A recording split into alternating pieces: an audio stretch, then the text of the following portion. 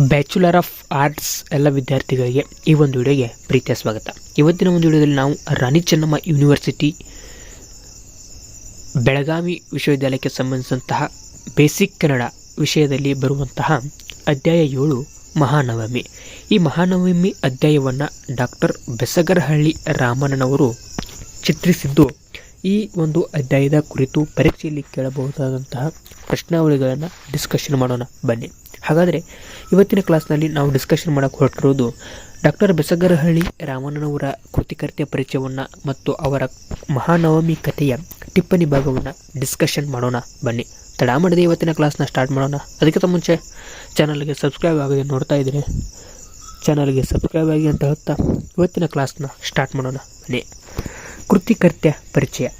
ಕನ್ನಡ ಪ್ರಮುಖ ಕಥೆಗಾರರಲ್ಲಿ ಬೆಸಗರಹಳ್ಳಿ ರಾಮಣ್ಣನವರು ಒಬ್ಬರು. 1938 ಮೇ 18ರಂದು ಮಂಡ್ಯ ಜಿಲ್ಲೆಯ ಮದ್ದೂರು ತಾಲೂಕಿನ ಬೆಸಗರಹಳ್ಳಿಯಲ್ಲಿ ರಾಯಣ್ಣನವರು ಜನಿಸಿದರು.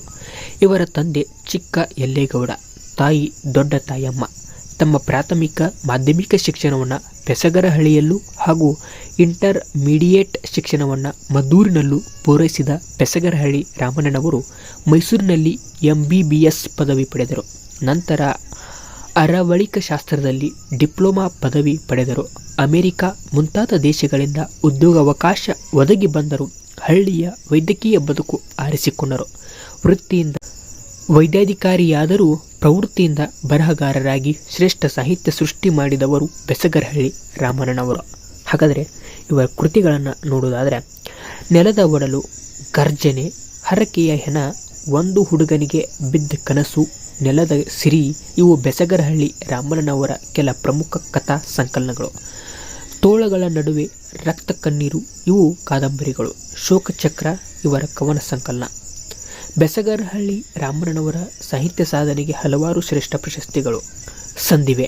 ಕರ್ನಾಟಕ ಸಾಹಿತ್ಯ ಅಕಾಡೆಮಿ ಪ್ರಶಸ್ತಿ, ವರ್ಧಮಾನ ಉದಯೋನ್ಮುಖ ಪ್ರಶಸ್ತಿ, ಕರ್ನಾಟಕ ಸಾಹಿತ್ಯ ಅಕಾಡೆಮಿ ಗೌರವ ಪ್ರಶಸ್ತಿ ಮುಂತಾದವು ಇವರಿಗೆ ಸಂದ ಪ್ರಶಸ್ತಿಗಳು ಎಂಬುದು ಇವರ ಒಂದು ಕಿರುದಾಗಿರತಕ್ಕಂಥ ಪರಿಚಯವಾಗಿತ್ತು.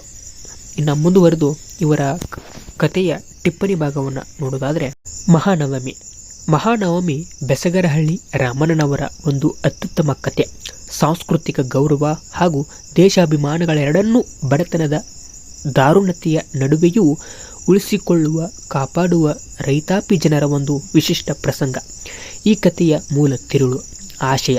ರೈತ ಸಮುದಾಯದ ಪ್ರತಿನಿಧಿಯಾಗಿ ಇಲ್ಲಿ ಚಿತ್ರಿತಗೊಂಡ ಚಿಕ್ಕಣ್ಣನ ಬಡತನದ ದಾರುಣತೆಯ ಹಿನ್ನೆಲೆಯಲ್ಲಿ ಈ ಪ್ರಸಂಗ ಚಿತ್ರಿತವಾಗುವುದು ಇಲ್ಲಿ ಗಮನಿಸಬೇಕಾದ ಸಂಗತಿ. ಈ ಕಥೆಯಲ್ಲಿ ಬಹುಮುಖ್ಯವಾಗಿ ಎದುರಾಗುವ ಸಮಸ್ಯೆಯೆಂದರೆ ಅಥವಾ ಬಿಕ್ಕಟ್ಟೆಂದರೆ ಮಹಾನವಮಿ ಹಬ್ಬವನ್ನು ಆರ್ಥಿಕ ಸಮಸ್ಯೆಯಿಂದ ಆಚರಿಸುವುದೇ ಅಸಾಧ್ಯವಾದ ಸಂದರ್ಭದಲ್ಲಿ ಎದುರಾದ ದೇಶದ ಗಂಡಾಂತರವನ್ನು ಮಹಾನವಮಿ ಹಬ್ಬಕ್ಕೆ ಬಿಟ್ಟು ಕಾಪಾಡುವುದು ಮುಖ್ಯವೋ ಅಥವಾ ನಾಡಿನ ಸಂಸ್ಕೃತಿಯ ಪ್ರತೀಕವಾದ ನಾಡ ಹಬ್ಬ ಮಹಾನವಮಿಯನ್ನು ದೇಶದ ಗಂಡಾಂತರಕ್ಕೆ ಬಿಟ್ಟು ಆಚರಿಸುವುದು ಮುಖ್ಯವೋ ಎಂಬ ಪ್ರಶ್ನೆ.